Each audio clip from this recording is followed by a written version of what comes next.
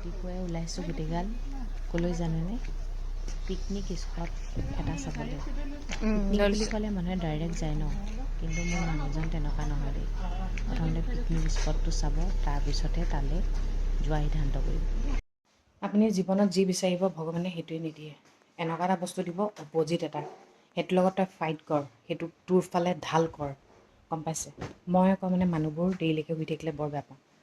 ময়ো এতিয়া বিয়া হোৱাৰ পিছত দেৰিলৈকে শুব লৈছোঁ দেই। শুব লৈছোঁ মানে কি শুইছোঁ, আৰিয়াৰ নহ'লে উঠি যায় যে। ঘৰততো কেতিয়াও দেৰিলৈকে শুই পোৱাই নাছিলোঁ। 5টা বজাৰ ভিতৰত উঠিবই লাগে, খুব বেছি মেক্সিমামটো মেক্সিমাম 6টা বজাত। ইয়াত এতিয়া বিয়াৰ পিছত আৰিয়াৰ লগত পঢ়ি থাকোঁতে দেৰি হৈ যায়। কিন্তু তথাপিও তাতকৈ দেৰি মানে মই নোৱাৰোঁ, গম পাইছেনে। মোৰ মানুহজন আকৌ ৰাতিপুৱা টাইমটোত উঠিবলৈ বিৰাট বেয়া পায়। সেইটো টাইমত মানে মই একদম দাঁত চাত কচি অৱস্থা নাইকিয়া হৈ যায় মানে মোৰ, গম পাইছেনে। মোৰ মানে এনেকুৱা লাগে ন, মোৰ মূৰটো গৈ ক'ৰবাত যেন মাৰি দিম এতিয়া। বকি থাকোঁ। তাৰপিছত যাহে মানুহজন উঠি যায়, মই মানে চাইলেণ্ট হৈ যাওঁ।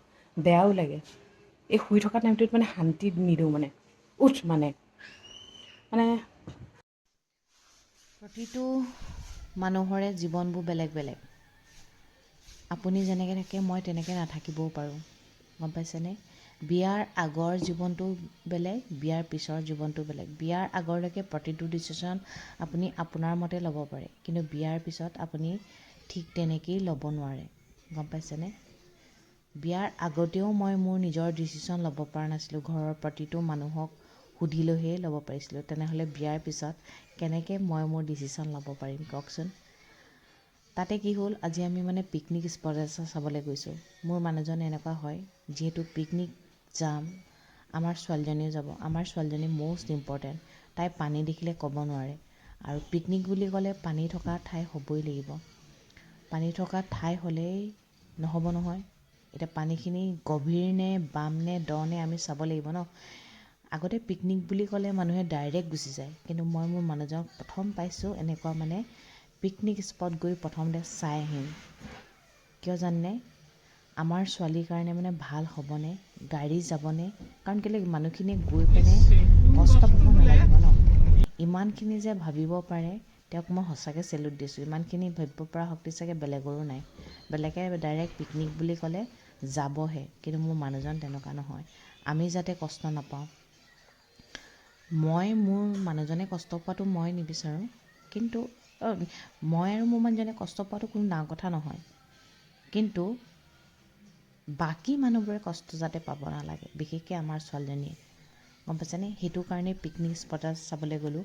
পিকনিক স্পটটো নাম এতিয়া নকওঁ, যিদিনাখন পিকনিক খাবলৈ যাম সেইদিনাখন ক'ম।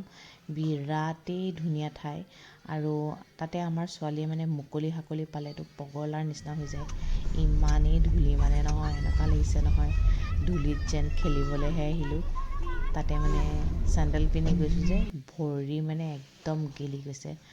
তাৰপিছত কি কৰিলোঁ, পিকনিক স্পট চাই আহি যিহেতু 3টা বাজি গ'ল, হোটেলত খাবৰ কাৰণে বোলো বাহিৰতে খাম বুলি প্লেনিঙেই কৰি গৈছিলোঁ। ৰিংকুক বোলো ভাত নবনাবি। এতিয়া মানে এই হোটেলখন বিচাৰি পোৱা নাই। পোৱাৰ আগতে নহয়, আমি 3 পাকমান ঘূৰি বিচাৰি আছোঁ। অৱশেষত আমি হোটেলখন পালোঁ। তাতে খানা অৰ্ডাৰ দিলোঁ। খানা মানে কি, ঠাণ্ডা দিনততো আপুনি এতিয়া ইভিনিং টাইমত ভাত খাবলৈ ভাল নালাগে ন, বেছি টাইম হৈ গ'লে। সেইকাৰণে ৰুটি তড়কা আৰু চিকেন অৰ্ডাৰ দিলোঁ। ধুনীয়াকৈ খালোঁ গোটেইকেইটাই।